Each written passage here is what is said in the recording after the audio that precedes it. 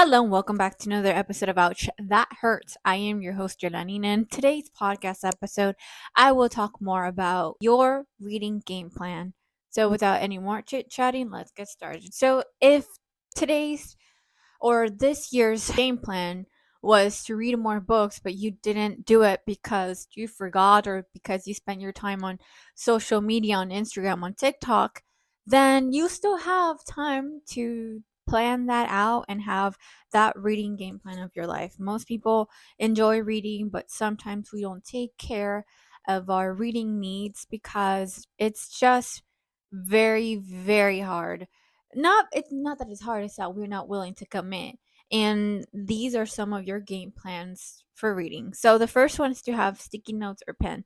So whenever you're reading, it's very important for you to have some sort of a notebook or a sticky note, because when you're reading, you are supposed to critical you got to use your critical thinking skills. So, and how do you do that?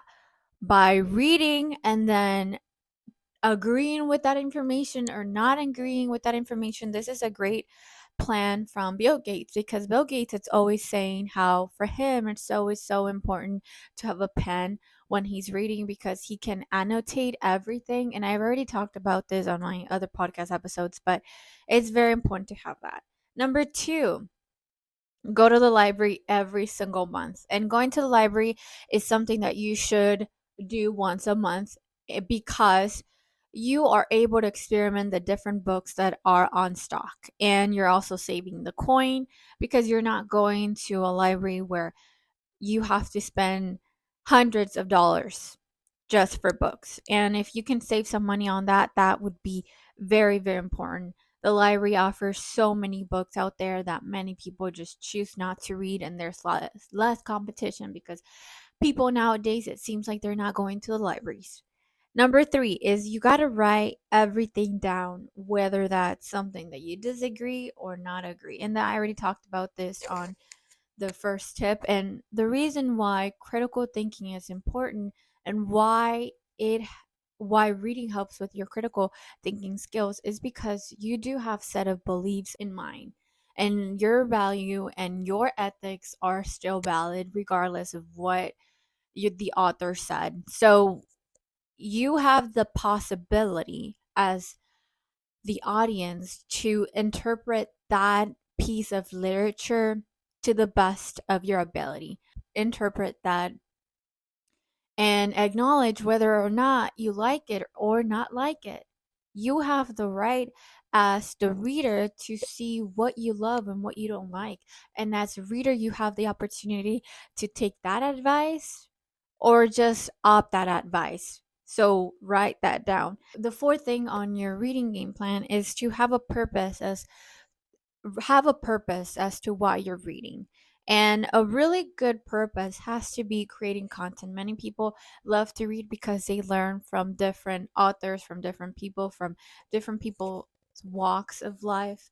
And when you are having, let's say, a podcast, a YouTube channel, or a TikTok, or whatever you have, you're able to reach more audiences and you're able to bring the author's words into life, and you're giving credit, and you are able to provide better resources to your audience. So that's why reading is so important.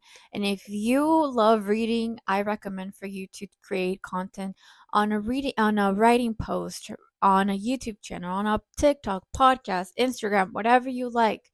Creating content is very, very important if you love to read, because you're providing credit to the author, and you also educating your audience on other topics that they've never thought of. So, and then the next step, which is 1, 2, 3, 4, 5, is to set time for reading. You can only you if you only have 10 minutes, do those 10 minutes, but know when and where you're going to have those 10 minutes. So try not to have other distractions like your phone or your computer or whatever the case might be. just do that and just read it for only 10 minutes. And after that, you can read more if you like. But when you put it yourself into the habit that you are able to read more, then that's going to be very worth it. So, number 6, have a book club, and this can be with a friend, with a family member, with some coworkers that are interested also in the topics that you're interested. When you have a book club, you're able to have a seminar and agree or disagree on the things that you found entertaining, or and when you have those things, you're able to acknowledge what other people are saying, and you're able to become more self-aware on your environment. So if people are reading this book, you are able to have better conversations on that topic. And that's that. Another thing that I find very interesting is eliminating other distractions, and that would have to be on the realm of social media. Instagram, Facebook, TikTok. Eliminate those things, because if you are given the option of going on social media and reading, most people will prefer social media. And it's very important to eliminate those distractions. I don't recommend for you to eliminate your account, but eliminate the apps whenever you are feeling this crave of searching your phone.